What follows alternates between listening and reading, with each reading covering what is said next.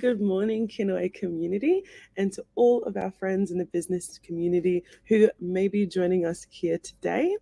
Before we begin, I'd like to acknowledge the traditional owners of the land in which I am coming to you all from, and I'd also like to acknowledge the traditional owners of the land in which each and every one of us are tuning in from, and pay respects to elders past, present, and emerging. I'd also like to remind you all that Kinaway is still offering the usual forms of business support, one of which you can see right now next to me on the screen. So feel free if you need any support of any kind, reach out on socials, give us a call, email us, whatever you like, and get in contact with the team here at Kinaway. Um, Now that I have my usual spiel out of the way, it is time to kick off this morning's webinar with our wonderful guest, who you should all know by now, Brendan Hede. Well, hi, Katina. Hi, everyone. Hope you're well. How are you this morning, Brendan? Good, thank you. Good. Yeah, ready for some fun with the webinar. Hell yeah. This morning's webinar is one that I need to take personal note of, and I think all of us do. It's super important. Those of you who do catch our Kinaway TV webinars should remember one that we did last year during lockdown on the same topic. I said the whole year ago that I was like, I need to take note of this webinar, and now we're here a year later, out of lockdown, and I'm still needing to take notes. So, I'm looking forward to this, and I hope all of you are too. But Brendan, what is today's webinar about? Yeah, look, it's about sleep, Katani. It's interesting what you're saying about the things that you took notice of last year. Was over a year ago, I think, when we did it, and you sort of took away some points, but like everyone, we're creatures of habit, and if we start letting some bad habits around our sleep come into our lives, they can be really difficult to wind back. So if anyone gets anything out of today, even if it's just one thing that they could try or one new strategy they could put into place, just try one. Just try one at a time, because when it comes to sleep, we can all have a lot of bad habits. Let's just pull back one bad habit at a time. For some people, a webinar around sleep could be a little bit overwhelming. It's like, oh my God, I tick all those boxes. Well, don't worry. We've all got those bad habits. Pick if one is that really gels with you, that resonates, and you think, you know what, I'm going to do that one. Take it on board, see how you go. You don't have to do it every day, because we can also beat ourselves up if we don't do it. If we do it tomorrow, but then we don't do it the next day, we can sometimes go, oh, this is all too hard. Don't do that. Just get back on and try it and try it and try it, and keep pushing yourself until it does finally become a good habit when it comes to your sleeping patterns. And then you can tick that one off and go, you know what, I'm doing that every day. I can now look at one of the other ones, because we all can have a lot of bad habits when it comes to sleep.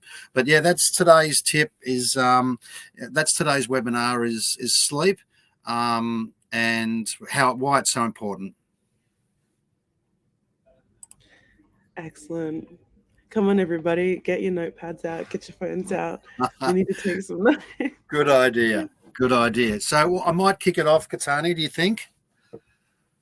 Yes, please. Yep. All right. Okay. So yeah, most of this is around why we need to sleep well, and what it means if we're not. So if you've ever spent a night tossing and turning, you already know how you're going to feel the next day. You're going to be tired, short-tempered, out of sorts. But by missing out on that recommended sort of 7 to 9 hours of sleep, does more than make you just feel groggy and grumpy.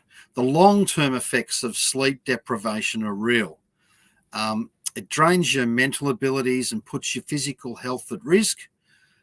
Science has linked poor slumber with a number of health problems, from weight gain to a a weakened immune system. So I've got some examples of what sleep deprivation can do to our bodies. And I'll go through a few examples, Katani. Is that okay? That is more than okay. What I might do, Kinaway community as well, is provide, some pictures of what Brendan's talking about. So, Great idea. have a read and have a listen. Take Yeah, notes. great idea. Great idea. Okay, so firstly, if we start at the top of our bodies, it's memory issues. During sleep, your brain forms connections that help you process and remember new information. A lack of sleep can negatively impact both short and long-term memory. Other aspects with the brain can include trouble with thinking and concentration. Your concentration, creativity, and problem solving skills aren't up to par when you don't get enough rest. And also with the brain, sleep deprivation can make you moody, emotional, quick tempered. Chronic sleep deprivation can affect your mood and lead you to anxiety or depression, which may escalate. Accidents, being drowsy during the day can increase your risk of accidents, car accidents, injuries from other causes. Other effects on your body can be a weakened immunity. Too little sleep weakens your immune system's defenses against viruses, like those that cause the common cold and flu. You're more likely to get sick when you're exposed to these germs. It can also be related to high blood pressure. If you sleep less than 5 hours a night, your risk for high blood pressure increases. There's also the risk of diabetes. The lack of sleep affects your body release of insulin, a blood sugar lowering hormone. So people who don't get enough sleep have higher blood sugar levels and increased risk of type 2 diabetes. There's also the weight gain factor with sleep deprivation. The chemicals that signal to your brain that you are full are off balance. As a result, you're more likely to overindulge when you've had enough to eat, even when you've had enough to eat. There's the low sex drive. People who don't get enough sleep often have a lower libido. In men, this decreased sex drive may be due to a drop in testosterone levels. There's also the risk of heart disease. Less sleep may lead to increased blood pressure and higher levels of chemicals linked to inflammation, both of which play roles in heart disease. And then there's also the poor balance. Lack of sleep can affect your balance and coordination, making you more prone to falls and other physical accidents.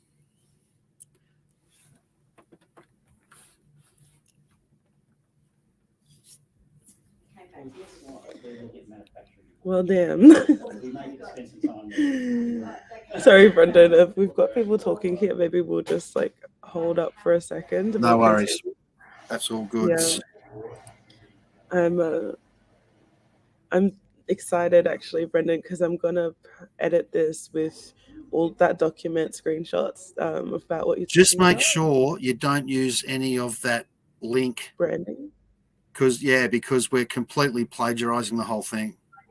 Oh, all right. Cool. Well, what I might do then is just find copyright free footage of people doing the things that you're talking about. Yeah, So, yeah. I always and I'll worry just, about doing stuff like this because it's basically straight off a website.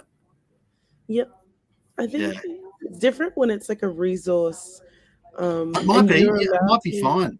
Yeah, it might be I fine. think Well, this I'll is look off into it. what is it? This is healthline.com. Yeah. So what we can do is say we'll link, like, you just credit the resource, you Okay. know. Okay. So we'll just say, if you want Yep. to read into it more, like, use this resource. It's really helpful. Blah blah blah. Okay. Blah. Excellent. We can continue Yep. You can ask now. that question. What are the causes? All right, give me a moment. If you scroll down, yeah. Because I was literally just staring at you the whole time. I'm like, oh God, I got to get down to the question. Causes. What page is that? Oh, it's underneath the picture of all those people, of that person with all the stuff. All the bits. Okay. Okay. All right. Ready? Yep. 3, 2, 1. Well, Brendan, that feels all very pointed. Nah, especially I was gonna make a joke about the weight gain. Like, oh Don't my go god. there. Don't go there. Yeah. Maybe the Kinaway community might relate to that. I think that's like a very relatable Mm, part mm, of this. yeah. But my question is, what could be? So we know what some of the effects of sleep deprivation is, like you just listed for us. You know, Mm. all of these things that can come from it. But what are the actual, or what can be some of the causes of sleep deprivation? Yep. Look, in a nutshell, it is caused by consistent lack of sleep or reduced quality of sleep. So, getting less than 7 hours of sleep on a regular basis can eventually lead to health consequences that affect your entire body. This may also be caused by an underlying sleep disorder. Your body needs sleep, just as it needs air, food to function at its best. During sleep, your body heals itself and restores its chemical balance.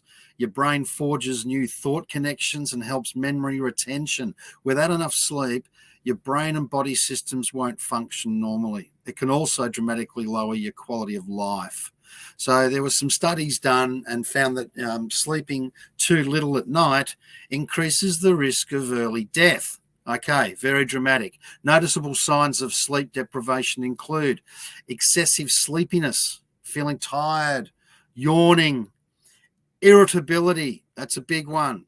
And, sort of daytime fatigue, feeling flat during the day. Stimulants such as caffeine aren't enough to override your body's profound need for sleep. In fact, these can make sleep deprivation worse by making it harder to fall asleep at night. This in turn may lead to a cycle of nighttime insomnia, followed by daytime caffeine consumption to combat the tiredness caused by the lost hours of shut eye. So behind the scenes, chronic sleep deprivation can interfere with your body's internal systems and can cause more than just the initial signs and symptoms that that I listed earlier. Yeah, I remember this is a sort of conversational, but there's a horror movie that some of you guys might know, and I am a horror movie lover. Yeah. Nightmare on Elm Street, and a Mm, lot of the characters in that movie can't fall asleep, or they will get hunted by Freddy Krueger. But in yeah. that movie, I notice in this document, you guys, that I'll provide in a link for you. Really good resource that Brendan's sharing with us today. It mentions microsleep, and I noticed in that movie that happens to the characters, and they don't Yeah. even realize that they're sleeping, even for a few seconds, and Yeah. it's because they're sleep deprived. Um, you know, I Mm. don't know. Have you ever micro slept, Brendan? No. That's so scary. Uh, You just fall yeah. asleep, and it's yeah. The reason I mention that is I see that as one of these another symptom of sleep deprivation here in Yeah. this document. But Mm, yeah. mm, yeah. Well, I'll keep going, KT. Mm. What I'd like to talk about is some serious yeah, what can happen to us if we don't get our sleep? Basically, Okay. the main problem is our central nervous system. It's the main your central nervous system is the main information highway of your body. Sleep is necessary to keep it functioning properly, but chronic insomnia can disrupt how your body usually sends and processes information. During sleep, pathways between nerve cells, which are your neurons, in your brain that help you remember new information you've learned. Sleep deprivation leaves your brain exhausted, so it can't perform its duties well. You may also find you might find it more difficult to concentrate or learn new things. The signals your body sends you may also be delayed, decreasing your coordination and increasing your risk for accidents. Sleep deprivation also negatively affects your mental abilities and emotional state. You may feel more impatient or prone to mood swings. You can also compromise decision making processes and creativity. If sleep deprivation continues long enough, you could start having hallucinations, seeing or hearing things that aren't really there. A lack of sleep can also trigger mania, in people who have bipolar or mood disorder. Other psychological risks include impulsive behavior, anxiety, depression, paranoia, suicidal thoughts. You may also end up experiencing microsleep, as you just said, during the day. During these episodes, you'll fall asleep for a few to several seconds without realizing it. Microsleep is out of your control and can be extremely dangerous if you're driving, obviously. It can also make you more prone to injury if you operate heavy machinery at work and have a microsleep episode. Now, it can also affect your immune system. While you sleep, your immune system produces protective infection-fighting substances like antibodies. It uses these substances to combat foreign invaders such as bacteria and viruses. Certain antibodies also help you to sleep, giving your immune system more efficiency to defend your body against illness. So sleep deprivation prevents your immune system from building up its forces. If you don't get enough sleep, your body may not be able to fend off invaders, and it may also take you longer to recover from illness. And there's some long-term sleep deprivation also increases your risk of chronic conditions such as, like I mentioned earlier, diabetes and heart disease. Your respiratory system is affected. The relationship between sleep and your respiratory system goes both ways. A nighttime breathing disorder called obstructive sleep apnea can interrupt your sleep and lower sleep quality. As you wake up throughout the night, this can cause sleep deprivation, which leaves you more vulnerable to respiratory infections like the common cold and flu. Sleep deprivation can also make existing respiratory diseases worse, such as chronic lung illness. The digestive system, I just want to touch on this as well. Along with eating too much and not exercising, sleep deprivation is another risk factor for becoming overweight and obese. Sleep affects the levels of two hormones, leptin and ghrelin, which control feelings of hunger and fullness. So leptin tells your brain that you've had enough to eat. Without enough sleep, your brain reduces leptin and raises ghrelin, which is an appetite stimulant. The flux of these hormones could explain nighttime snacking or why someone may overeat later in the night. A lot of us are guilty of that. The lack of sleep can also make you feel too tired to exercise. Over time, reduced physical activity can make you gain weight because you're not burning enough calories and not building muscle mass.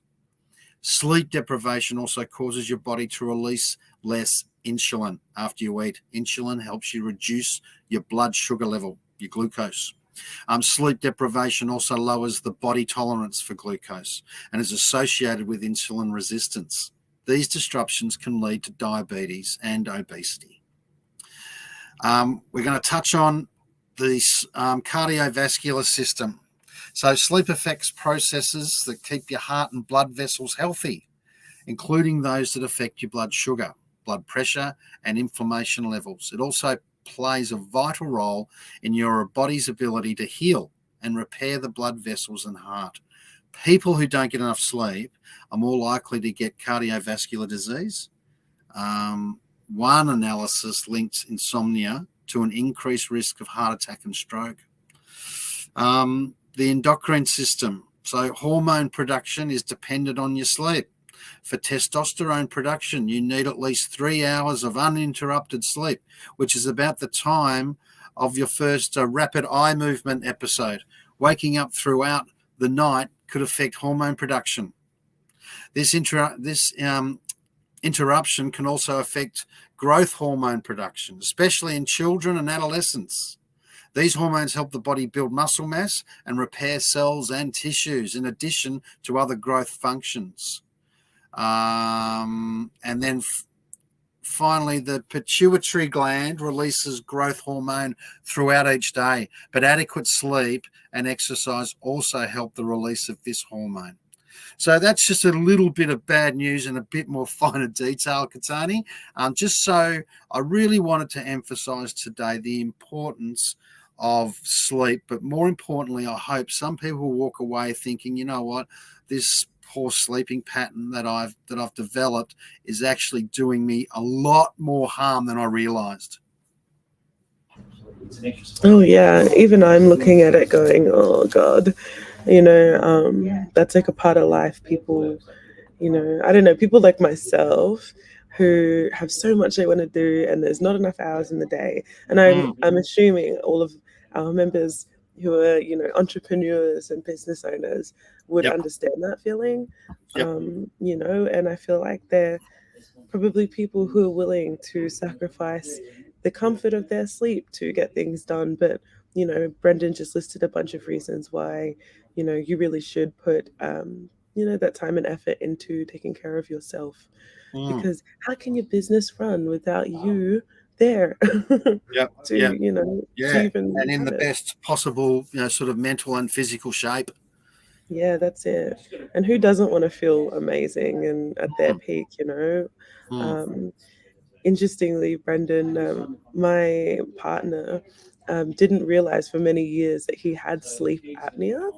Yep. And when you mentioned that, I thought to myself it'd be really good to just sort of like hammer home to our members how, if they think they might have sleep apnea, which can be just, like really intense snoring or Yep. not getting enough air and stuff at night, to go to the doctors and Yep. get all the bits and bobs on and sleep, and overnight and really figure it out for yourself.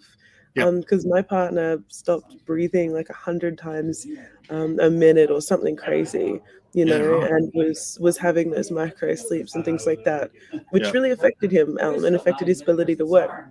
And Yep. he didn't know until he went and got that checked out. So I don't know. I just thought while we're on the topic, that's a Yep. life Yep. lesson that even I've learned from. So, Yeah. if you think that you're going to bed on time and you're still sleepy, maybe sleep Yep. apnea is a factor. Yeah, It's absolutely, and that's part of one of the treatments that we'll go into now, to help people, try and develop some better habits, but also recognise that there may be there may be the option of going to see a professional, going to see a GP, because those kind of conditions are serious and you need some help, need some professional help. But look, the most basic form of sleep deprivation treatment is getting an adequate amount of sleep, right? Obviously, typically between 7 and 9 hours. Now, this is often easier said than done, right? Especially if you've been deprived of precious shut-eye for several weeks or longer. After this point, you may need help from the doctor or a sleep specialist who, if needed, can diagnose and treat a possible sleep disorder. Sleep disorders may make it difficult to get quality sleep at night. They may also increase your risk of all those effects that we mentioned and that affect your body. Now, I've got some examples of some sleep disorders. There's obstructive sleep apnea, narcolepsy, restless leg syndrome, insomnia, obviously, and there's that circadian rhythm disorders as well. So to diagnose these conditions, your doctor may order a sleep study. This is traditionally conducted at a formal sleep centre, but now there are options to measure your sleep quality at home too. So if you're diagnosed with a sleep disorder, you may be given medication or a device to keep your airway open at night.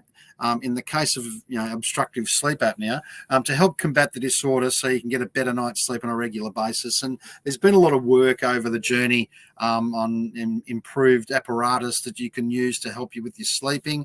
And it's always a good idea to check with your GP if you just can't get that enough sleep. It'd be a good idea to have a quick chat with them, and they can refer you on to just investigate whether there is something they can do to help you get your 7 to 9 hours. Yeah, that sounds good. Restless leg syndrome sounds so familiar, and Does it? I was just quickly typing into Google quietly there, like I should probably look into that. I'd actually never heard of it until you just mentioned it then. But yeah, okay. Quick pause, editing Katani. No worries. Um, So this is the last bit, KT, just the prevention. yeah, I Um, was looking at that because it says I wasn't sure if you just mentioned it because it's sort of is kind of doubling down on the point right before. yeah, no, That's these are why just I be stopped. some little strategies around what we can start to think about. Beautiful. Okay, well, I'll just let you, I think, get like just take it away. I don't know if I Okay, can all make right. a question from it. Okay.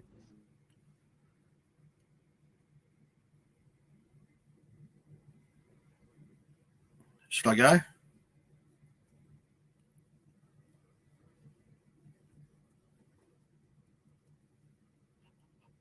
Can you see me in the bottom going No, like this? no. Oh, sorry. I Right. was, Okay. No, I've got my page on. But anyway, I'll go. Yeah. uh, Good. yeah. So, I'd like to finish today, Katani, with just some prevention techniques, some strategies that people can maybe try and think about. And as I said to you at the start, if people who aren't sleeping the best, if one of these ideas is something that really resonates with them and they think, yeah, you know what, I'm going to try that, then that would be good. That's just one thing, but there's lots of little tips that are out there for trying to get that full 7 to 9 hours sleep. And they include obviously limiting your daytime naps. If you're in that habit at the moment, try and limit them or avoid them altogether. Try and have your last coffee by 12 o'clock in the day, or at least a few hours before bedtime. You know, not have a coffee and then try and get to sleep an hour later. So have a think about your caffeine intake. And that's just not limited to coffee either, is it? So have a think about that. What about going to bed at the same time each night? This can be a really hard one. It's easier for kids because kids get told that they have a bedtime. As adults, we don't, do we? And we can get trapped into sitting up a little bit later. So that it is an option for the people who think they can take it on board. Going to bed at the same time each night gives you that regular habit, and your body starts to conform and starts thinking, oh, hang on, I'm starting to get tired. It must be getting close to bedtime. Your body will work with you on that. Also, waking up at the same time every morning. That's a tough one because, you know, some of us like to have a sleep in on the weekends, right? But just during the week, if you want to just set that alarm for the same time every night and start getting up Monday to Friday the same time every day, that will help. And yeah, sticking to your bedtime schedule during weekends and holidays, that's a tough one. And that would be, that would be a big call for someone to take on board. You could spend an hour before bed doing relaxing activities. You could do some reading. You could do some mindfulness, some meditating. You could even go and take a bath, something relaxing before bed. Avoid heavy meals within a few hours before bedtime. Now, when they say a few hours, I think, if you're having dinner at 7 o'clock, does that mean you can't go to bed before 10? I wouldn't have thought so. But what the research is suggesting is that we don't have a great big meal at 8:30 and try and get to bed by 9:30. So if that's what you've been doing, it's another bad habit that we've started. So let's try and have our meals earlier in the night, if that's possible. Now, refrain from using electronic devices right before bed. This is something we all do, right? There's a TV in the bedroom. We've got our phones. We've got our laptops. We need to get out of those bad habits. It is just a habit. That's what we do, because when we're scrolling and we're Googling and we're on the internet, one thing leads to another, and Before you know it, you look at the clock and an hour and a half's passed, and you've gone, oh my God, what's happened there? Now, this is just a bad habit that we've developed, and a good way to stop is to stop at one. Stop, don't turn the telly on, or leave the laptop in the lounge room, or just put the alarm on the phone and put the phone away, put the phone down. Try one thing that you're not going to use instead of having the telly on, putting on the laptop, checking messages. Your brain's just overloaded, and we're doing it all the time. So see if you can just take one of those things out of your regular bedtime activities, and see how you go. See if you can just eliminate one at a time, because ideally we don't have any before we go to bed. Exercising regularly, but not in the evening close to bedtime, but early exercise obviously just wears us out. Our body's ready for rest. If we're exercising, it's tired. And obviously reducing the amount of alcohol is also a good one. So look, if you continue to have some sleeping problems at night and are fighting daytime fatigue, talk to your doctor. That's the underlying message, really. They can test. They can test, if there are any underlying health conditions that might be getting in the way of your sleep schedule. And another trick, guys, is set your bedroom up for sleep. I talk to the guys, the staff at Kinaway a lot about creating that habit of making your bed before you leave. Fluff the pillows, pull the doona up, tighten the sheet, and make your bed before you go. And then what you can do is set your bedroom up to get it ready for sleep. Make it nice and dark and cool, so that when you do hop in under your doona, it's almost like you're hopping in a nice fresh bed. You've got your doona, it's a bit of protection, and you can start feeling warm and cozy, and you can go off to sleep. These are just little habits that you can maybe try and take on board, because I know, and I've developed that one. I'll admit, I have developed one habit, which is I've made my bed. I make my bed in the morning, which takes me no time at all. But when I am ready for bed, I can go into my bedroom and it's all ready for me to hop in and get to sleep. So I'm hoping that a lot of you can take one thing out of this and consider if you're struggling with sleep.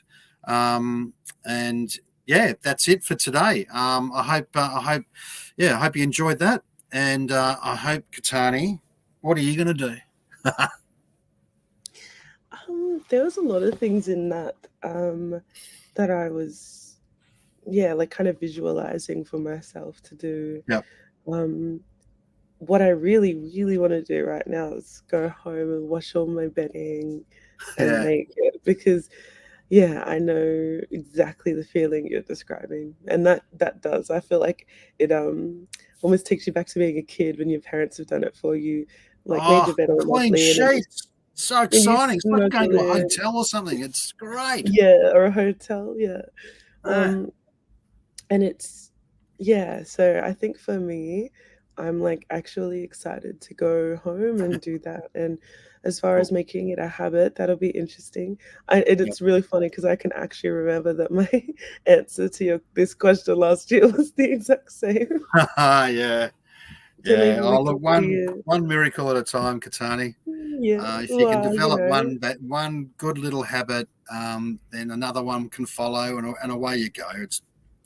I think, as you get over each obstacle, your motivation goes up a little bit more.